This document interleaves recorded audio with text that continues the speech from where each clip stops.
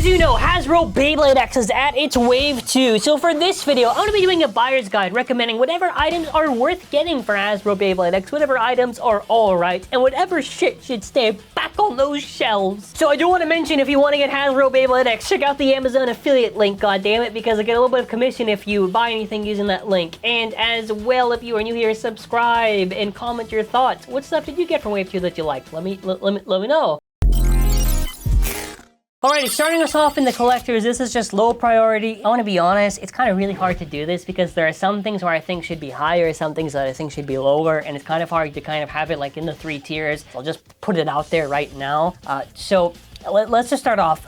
Lance Knight. So Lance Knight, I think the blade is pretty solid for attack and stamina stuff. I think it's pretty good in an attack versus an attack matchup. So if you have like an attacker balance bay against another attacker balance bay, it can probably do good at KOing stuff. 480 kind of just bursts super easily, so that's a negative. It does come with high needle, which I think is nice, so that's something that kind of carries it. It's just, I don't know, there's so many stuff that have high needle that are in 2-packs that I feel you could argue maybe has a little bit more value than the Lance Knight. If you want to say Lance Knight isn't good, you could maybe throw it up there in the good. I just don't think it's that crazy enough to where I'd be like, oh, Lance Knight, oh, that's a good one. You know what I mean? It's like, is it really though? Okay, next up is Savage Bear. I don't like it.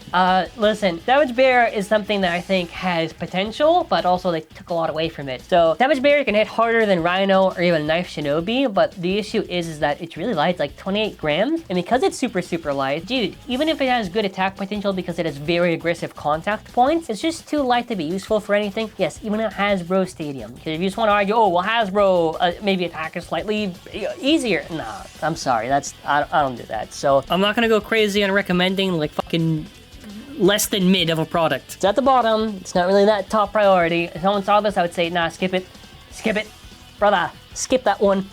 360 is okay. You know, it's whatever. A lot of stuff come with 360. It's a fine ratchet. Spike just gets KO'd really easily. Doesn't have that good of stamina. I don't really like it, but yeah, sorry, I don't like Savage Bear. I think it's pura caca. Okay, moving on. We have good. So this is where it's gonna be a little bit interesting. So we'll mention the 2-packs first. I think the 2-packs, I'm gonna be honest, the 2-packs, if you already got stuff in wave 1, you can just skip these 2-packs. But if you haven't, and I'm gonna try to go in the context, if you haven't got into wave 1, you haven't got much, I'll still try to mention it like that. So, okay, the Yell Kong 2-pack. Yell Kong is a blade that just bursts way too easily, can be similar to Gale Wyvern in performance, but I just think it bursts a lot. 360 is fine, you know. Gear Ball, I think Gear Ball just, if it has good stamina, sure, but it bursts a lot. So 2 burst risks is already a negative. And then after the big issue here, what else it does have going for it? It's literally like a recolor of a bay, Helm Knight. So Helm Knight has solid defense, solid stamina, and an attack versus an attack matchup where you have it on a balance or an attack bit against another balance or attack bit bay, it can probably do good and outlast. Like the 580 is also solid generally for like stamina or defense, and you could maybe use it on attack stuff if you want to. Taper is a solid bit that has good stamina and good control if you don't want to have too much aggression but still have good stamina while having mild aggression. That's fine, I guess. But the regular Gale Wyvern 2-pack I think is fine. You know, Gale Wyvern has solid stamina, can be good use for attack stuff. I'm mostly just thinking on like maybe like low height stuff.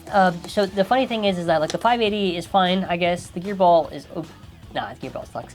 Tail Viper, they could have picked the attack one. That could have been like something to kind of carry it. They picked the defense one. So that's like the gold piss one. So that one is where it has 380 and high needle. Like high needle is a solid bit. Tail Viper can be like okay, I guess, for attack stuff. But stamina and a defense pack are kind of hard to sell, I would say. I feel like you should always have one that has maybe like stamina and attack or defense. I don't know.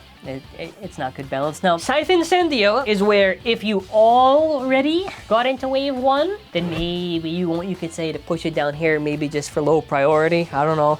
But the thing is, we're gonna kind of move on to, I would say, the must-have, because if you're a new player and you're getting into it, so this is where you could argue either must-have or good, but Scythe Incendio I think is really solid. Scythe Incendio is still, I would say, a solid blade for stamina, has solid defense. 380 in this combination can work well, I would say. It comes with a ball bit. This is pretty much all you would probably need if you're getting into Beyblade X into tournaments, because the Scythe Incendio and the ball bit are already there in a booster. So that is very much at least pushing it if you're getting into it for a must-have. If not, it's just an alright recolor, so that's why I said must-have or good. But we'll kind of get more into the ones that are more well-deserving. So originally I had Sting Unicorn and good, but I thought no, because the more reasons I thought of it should be in a must-have, because Sting Unicorn, the biggest thing that it has going for it is that it's the biggest, like, competitor, I would say, other than maybe a Chain Incendio, against Sora Phoenix because it can destabilize it really well. It has solid stamina, solid defense, it's good for attack, it's an all-rounder balance type. 5/6 is a solid ratchet if you wanted to use it for any of the typings. Gear Point, I think, is similar thoughts to Gear Flat, where because the stadium has a really small space, you could probably work some magic with it. It's still a little bit orangey, but I still think it's a decent bit to be using. But overall, I would say this is like a solid booster, just mostly for the blade, but the ratchet's fine, and the bit is okay, you know, it does alright. Speaking of which, a really good value is the Bite Croc and Sing Unicorn 2-pack. So the Bite Croc blade is pretty much very close to that of Keel Shark in performance, maybe like slightly worse, maybe. It's really just good for smash attack. You get 3/6 solid ratchet, a low flat bit, which low flat bits, I've had one break on me, so to get a spare one, that's pretty nice. Sing Unicorn, as I've already mentioned, is a solid blade. 4/60 is the only part I don't really like in this 2-pack, but the points bit to get another point is good. So that's awesome. Moving on, Claw Leon. The blade, I'm gonna be honest, it's kind of shit.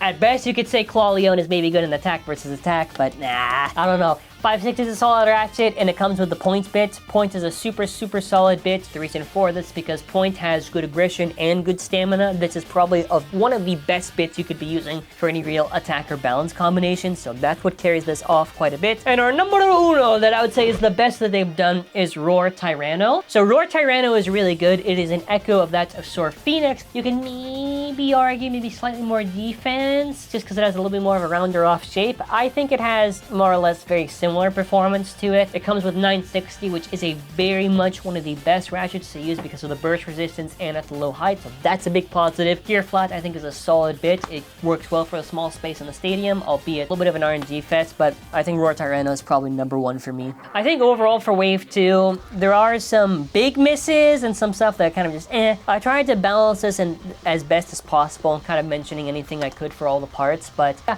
I think overall this was a solid wave that Hasbro did. I don't really think it's going to really be too hard to do this in the future. I do want to kind of pose this question.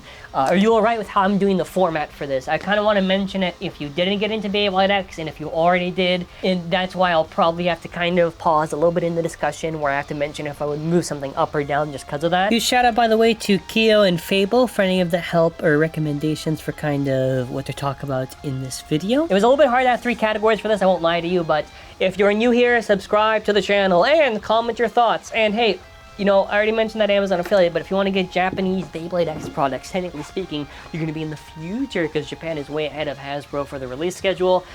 It's an optionally support the channel. I appreciate any support regardless. Otherwise, we got the Amazon affiliate link. Aside from that, yeah, dude, I mean, yeah, not really much else to mention. Shit, I got nothing. Yeah, here's hoping Wave 3 is going to be good.